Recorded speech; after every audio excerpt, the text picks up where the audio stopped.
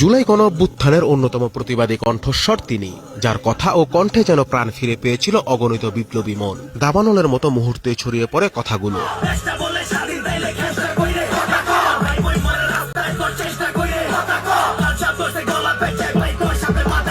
সম্প্রতি সেই বিপ্লবী সেজান তার সোশ্যাল মিডিয়া হ্যান্ডেলে দেশ ও প্রশাসনের প্রতি ক্ষোভ প্রকাশ করেন। অভিযোগ করেন মিথ্যা মামলায় ফাঁসানো হয়েছে তাকে। তার ভাষায়, বন্ধুকে ছাড়াতে গিয়ে পুলিশের সাথে কিছুটা বাকবিতণ্ডা হয়। এর জেরে তার বিরুদ্ধে দায়ের করা হয় মব সন্ত্রাসের মামলা। মাঠে বসে ওরা লুডো খেলতেছিল, তো ওইখান থেকে ওদের পুলিশ এসে উঠে নিয়ে যায়। আমরা সেখানে যাই, আমরা 4 থেকে 5 জন ওইখানে যাই পুলিশের গাড়ির কাছে।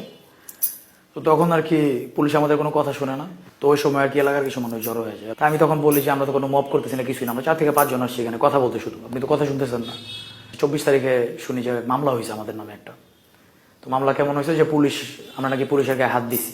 তো এরকম একটা মিথ্যা বানোয়াট মামলার জন্য তো এটা আমরা কল্পনাও করিনি সেটা আমাদের নামে দেওয়া হবে। তিনি উদাহরণ হিসেবে তুলে ধরেন নেপালের গণ অভ্যুত্থানকে, যেখানে অভ্যুত্থান পরবর্তী সময়ে দেশের প্রধানমন্ত্রীর আসনে বসেন র্যাপার বালেন শাহ, আর বাংলাদেশে তাকে হতে হলো মামলার আসামি। বালেন শাহ হচ্ছে সে আগের থেকেই কিছুটা রাজনীতিতে ছিল, আমি কখনোই ছিলাম না বা ওরকম সুযোগ সুবিধা নিতে চাই নাই। আর বাংলাদেশের প্রেক্ষাপট হচ্ছে নেপালে যে র্যাপার ছিল সে হয়ে গেছে প্রধানমন্ত্রী, আর আমরা গণ অভ্যুত্থানে আমরা কিছুটা অবদান রাখছি, এই অবদানের ফলাফল হিসেবে আমরা খেতেছি মামলা। আরো বলেন, অভ্যুত্থান পরবর্তী সময়ে নিজ উদ্যোগে মাদকের আস্তানায় এলাকাবাসী সহ অভিযান চালান, উৎখাত করেন মাদক ব্যবসায়ীদের। আর এখন তাকেই মাদকসেবী হিসেবে প্রোপাগান্ডা ছড়াচ্ছে পরাজিত শক্তিরা। এলাকাবাসীদের নিয়ে একটা অভিযান দেয়। তো মাদকসেবী মাদক ব্যবসায়ীদের উচ্ছেদ করলে যে নিজের উপর মাদক ব্যবসায়ী ট্যাগ আসে, সেটা বাংলাদেশের জন্ম না নিলে বুঝতাম না। ক্ষোভ প্রকাশ করেন দেশের বর্তমান প্রশাসনিক ব্যবস্থা নিয়েও। পাশাপাশি জানালেন তার বিরুদ্ধে অভ্যুত্থানে পরাজিত শক্তির গুজব ছড়ানোর কথা।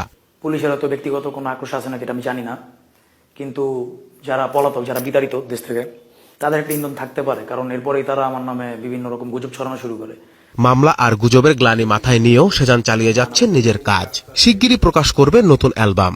আমি আমার দিক থেকে চেষ্টা করতেছি, বাট হ্যাঁ, জিনিসটা মানে মানসিকভাবে কিছুটা প্যারা দেয়, কারণ যে আমরা যেটা করি না সেটা যদি আমাকে বলা হয় খারাপ লাগবে আমার কাছে। বাট আমি আমার কাজ নিয়ে ব্যস্ত আছি, আমি অ্যালবামের কাজ করতেছি, সেটা শীঘ্রই পাবলিশ করবো।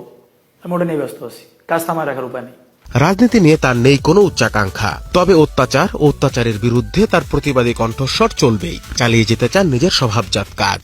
আমরা চাচি নানির নালিশে, পাইটু রাখি পালিশে, বিষ ব্যথা যায় মালিশে, চোখ বাসাবি বালিশে, কই বয়ান না বেতন দে, কয় উড়া দেঙ্গে গুলিছে, ওইবার চাইলাম আইস কিউব, দেখি ফাঁক দাহে পুলিশে।